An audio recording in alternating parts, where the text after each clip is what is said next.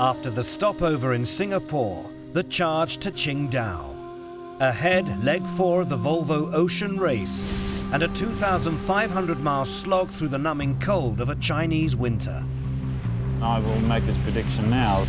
There'll be at least one boat with a serious problem in its leg. Dead upwind, through the dead of night, in boat-breaking seas. It's every sailor's nightmare. There's going to be survival conditions towards the end there. I mean, you don't sail these boats in these conditions, you just have to survive and hope like hell you're pointing in the right direction. Their skipper exonerated and their lead extended, Ericsson 4 stays top of the leaderboard, but only after a jury hearing that reduces one of the toughest men in sailing to tears. I can hold the pressure of... I can hold the pressure of being the tactician of an Italian-American scrap team.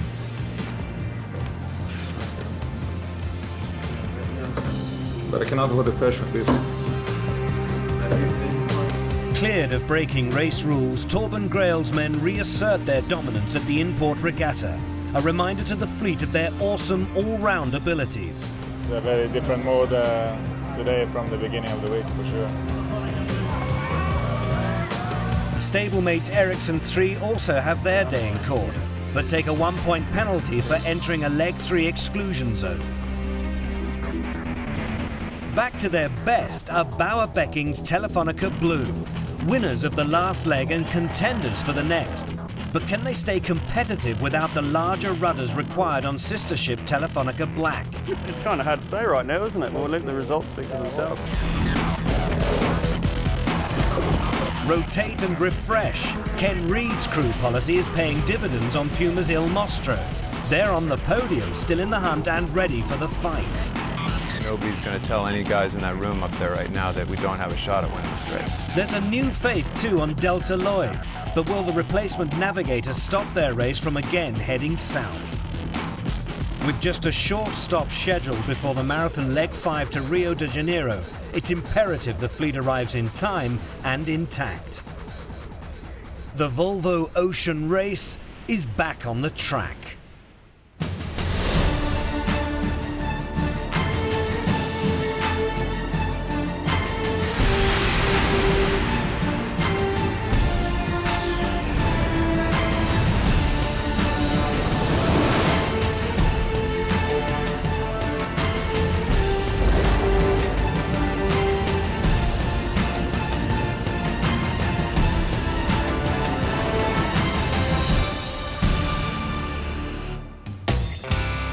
Departure day in Singapore. 7 crews assemble for the next leg to Qingdao, arguably the hardest in Volvo Ocean Race history. Leading the fleet by 5.5 points, Torben Grail and Ericsson 4. Second overall, Bauer Becking and Telefonica Blue. 2.5 points behind them are Ken Reed and Puma's Il Mostro. Making his debut as skipper of 4th place Ericsson 3 is 59-year-old veteran Magnus Olsen. 5th on the leaderboard are Ian Walker's men on the Irish-Chinese boat Green Dragon. Next come Fernando Echevari's crew on Telefonica Black. In last position, but shortly to eclipse Team Russia, who missed the next 2 legs, Tuni Bermudez and Delta Lloyd.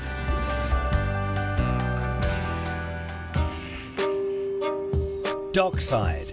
The sense of anxiety is palpable. The sun may be shining, but the freezing temperatures and violent sea states anticipated later in the leg have made for an uneasy few days. So are you expecting to see the whole fleet intact in Qingdao, honestly? No, I had to say, but let's hope for the best. Any last words of wisdom?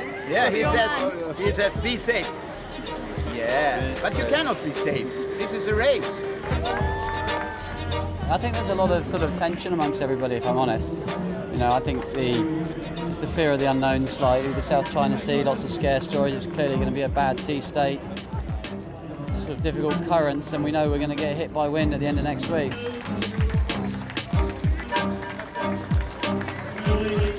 Volvo Ocean Race, everything happens.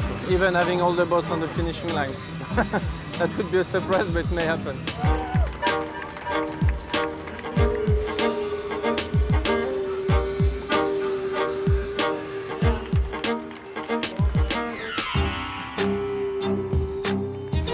navigator's nightmare, or is it something you're quite looking forward to?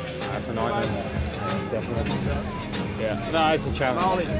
Hopefully we'll rise to it.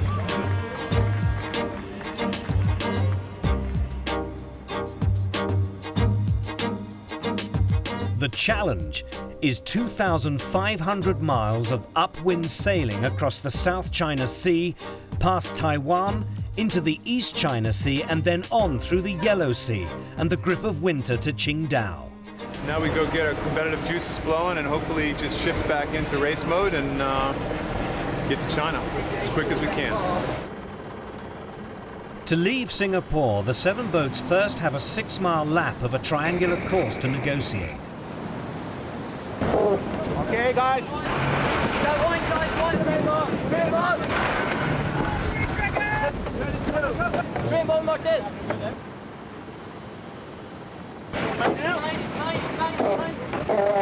With competitive instincts fully engaged, the margin for error is tiny, even for a double Olympic silver medalist like Ian Walker.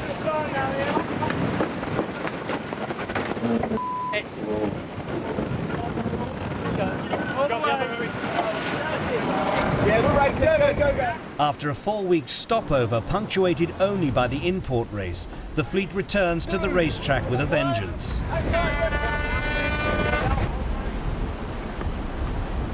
Such a bad start. Sorry, fellas, that's my fault. We have cleared attack here. Cleared attack.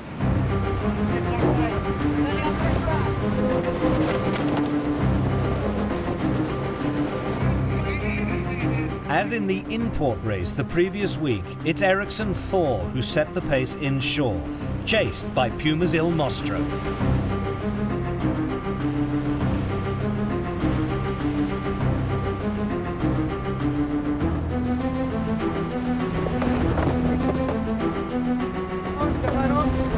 Nice solid breeze for quite a while here.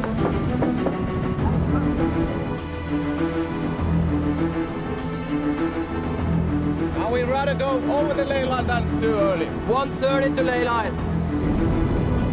Ready?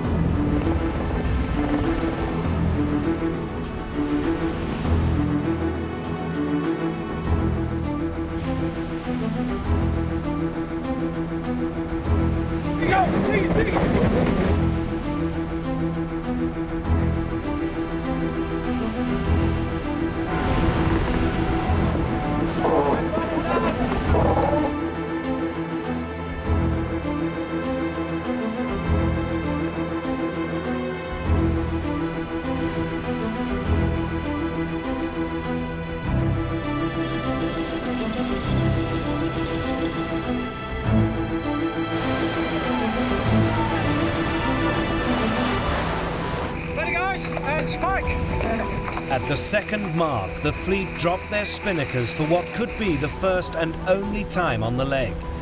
From here on, it's upwind all the way. Torben Grail's men hold on to the lead. Ken Reed's crew still hard on their heels. Third at the final mark are Ian Walker's Green Dragon, followed by Ericsson 3, the 2 Telefonica boats with Bauer Beckings desperate to make up for a poor start, and Delta Lloyd.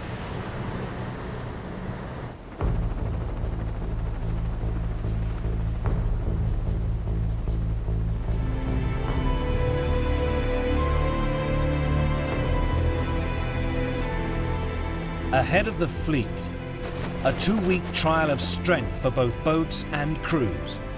Survive without significant damage and they make the start line for the epic Leg 5 to Rio. Fail, and their challenge and their campaign may never recover. Leg 4 is underway.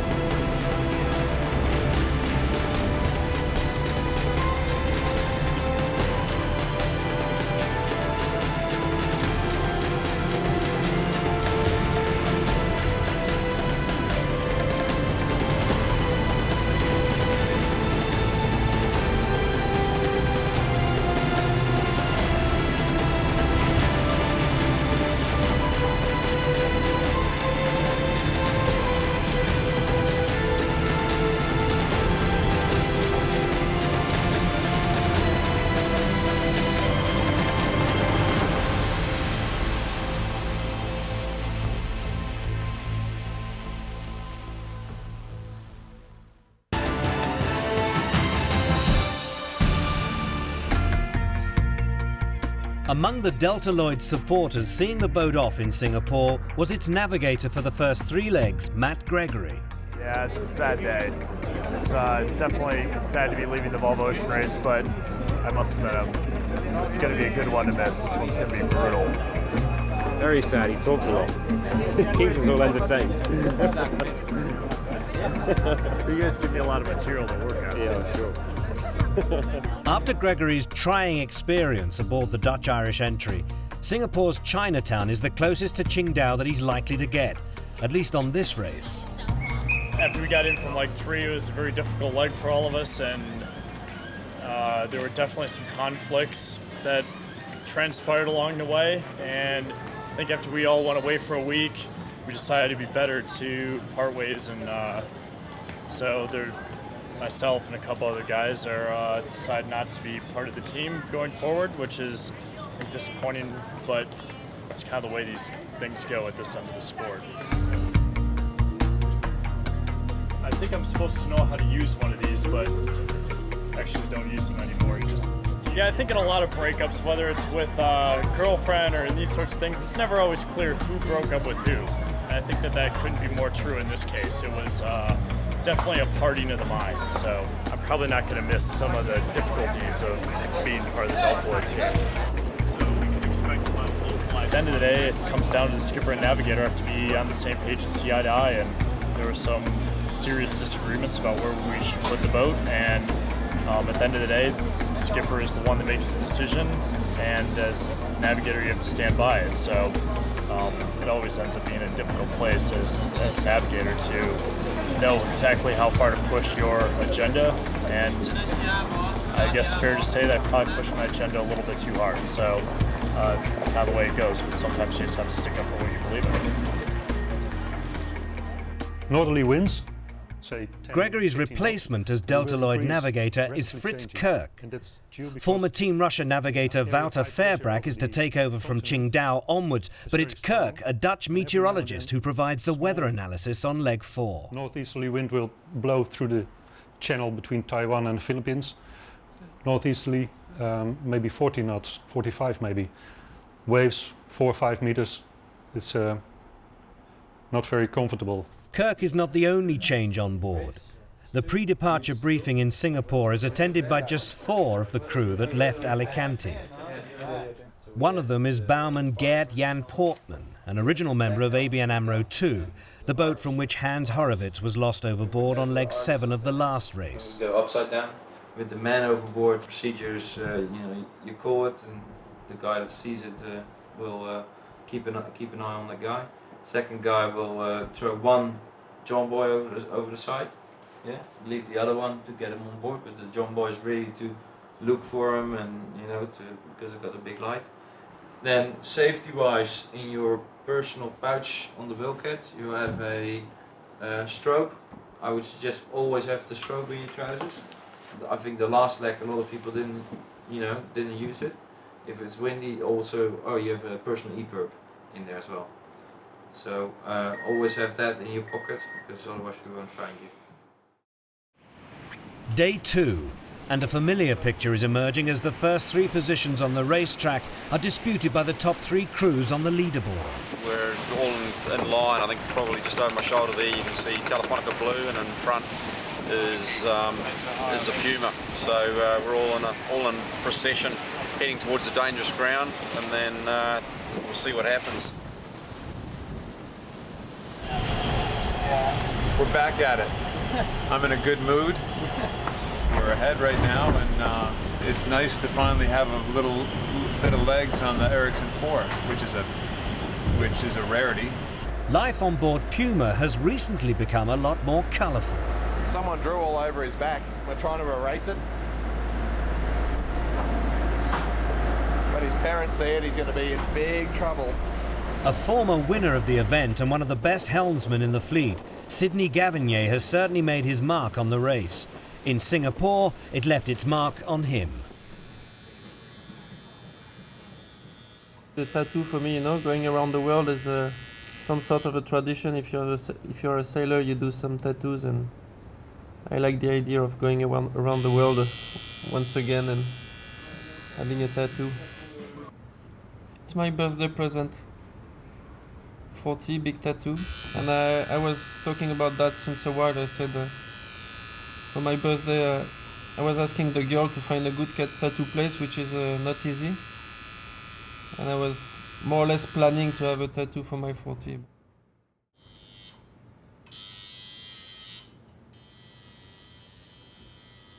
Today we started at 2:20 in the afternoon, and now it's 1:15 at night.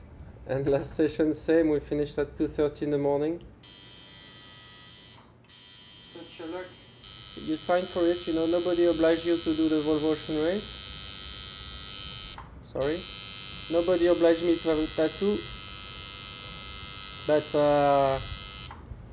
you sign for it, you go for it, it's your pleasure, it's your pain as well, and just have to deal with it, you just have to take it on, and that's pretty similar, because sailing is painful as well. I like it. That's awesome. New face for my Phoenix, you know, it's got an eye now, it's alive. It's my family there. Half of my body is in flames. Sometimes life takes you where you're not ready to go, but still happy to go. Life may be about to take the fleet as a whole in a new direction, whether they're happy to go or not. We've just had an email saying they're going to add a waypoint to the course up around Manila. So we're just about to go and download that, have a look at how that affects our plans. So bad is the weather expected later in the leg that race organisers have been forced to modify the racetrack. The fleet must now pass to the east of South Rock Light off the Philippines to try to avoid the worst effects of an area of building winds. Within a wind there, be probably okay there, but it's going to be hard to get in on port and coming in on starboard very light through here. So maybe we'll stop there one day. Yeah. Well, still looking about 24 hours of 35 plus.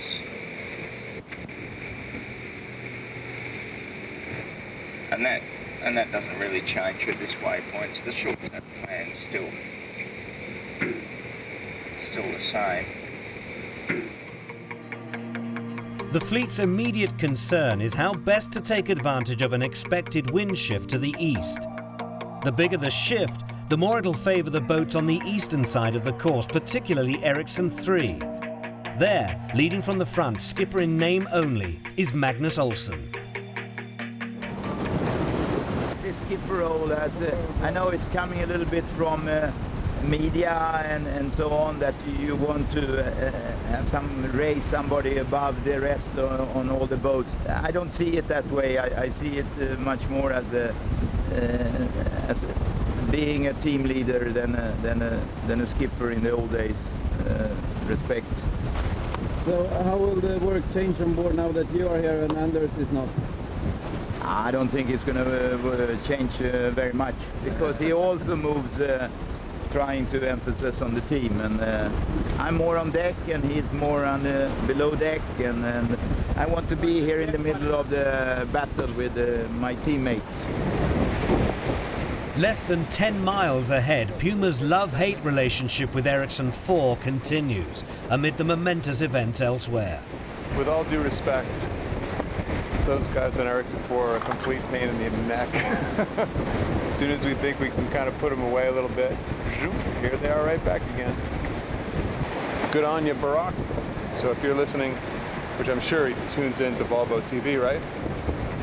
If you're listening, Mr. Obama, President Obama, please get the financial crisis over with by the end of June 2009. Thank you very much. From all of us on the fine yacht, Del Mastro. 7 miles behind, things appear to be going well for fourth place Telefonica Black. Until the jib shackle breaks.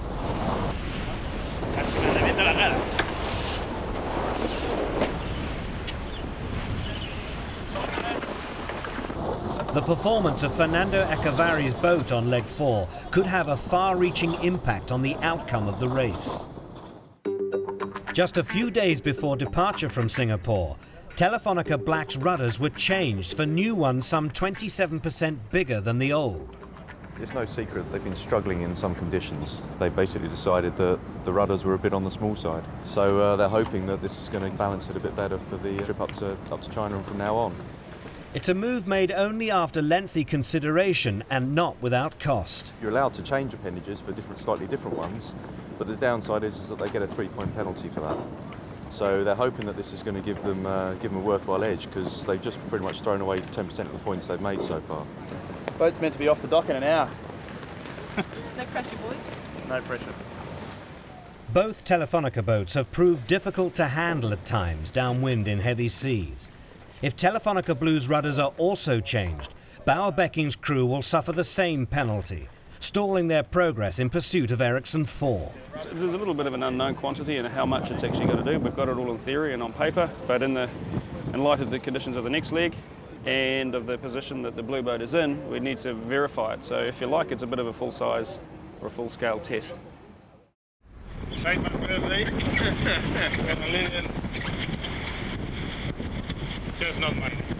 On the blue boat, it's navigator Simon Fisher's 31st birthday. But he and Tom Addis are about to face a test of their own. Tricky situation here. We're just coming up to one of the many badly charted reefs in this part of the world. We've got a choice of going above or below it. We're not really comfortable going over it with the chance that we've got. These guys are doing 55, which are aiming sort of straight at the shoal, really. And then yeah, I mean, yeah, the Puma and the E4 are heading straight for the main bulk of it. The immediate question is how low can we go and still not hit something? That's, yeah, I mean, because that's what we want to do. I mean, it's anybody's guess, really. If you hadn't read the thing saying how badly charted it was, maybe you'd be going in there going, oh yeah, great, there'll be no dramas. We just wiggle our way through. The blue boat decides to play it safe. Some of the fleet have dived off south to get under it, and these two guys have managed to go straight over the top somehow. But maybe we could have taken a bit more risk, but well, boat's still on one piece. Green Dragon looks like she's taking the high road now, so now it's just a question of how much we foot off in order to get to the shift on the right-hand side. Ericsson 3 briefly enjoys first place before further changes in wind direction turn the lead upside down. When the wind backs to the northeast, the Telefonica boats further north surge to the front of the fleet. The biggest losers are the overall race leaders Torben Grail's men on Ericsson 4.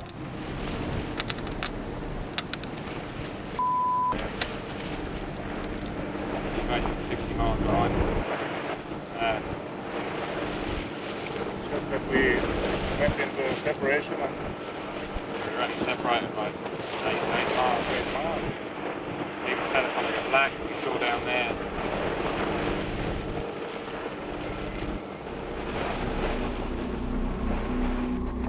There are soon new developments for the fleet to worry about. The winds north of the Philippines have strengthened still further. Big decisions as well as bad weather lie just over the horizon. As you can see over here, coming down through the Straits of Taiwan, we have this massive high pressure system, a cold front at the leading edge of this 1063 massive high pressure system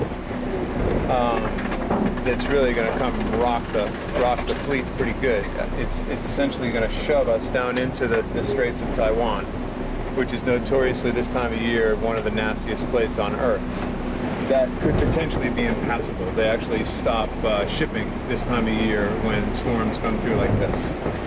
So we got 2 days to make some big decisions, and they're not decisions that we love to make, but they're decisions nonetheless that I take very seriously because it's a safety concern at the same time as a competition concern. We want to be first to China, but we need to do it smartly.